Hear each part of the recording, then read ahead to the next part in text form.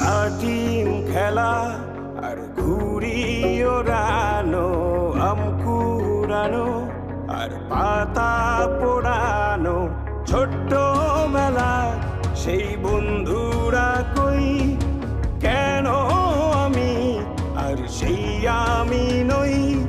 আজ অনেক বছর পরে খুঁজে ফিরি,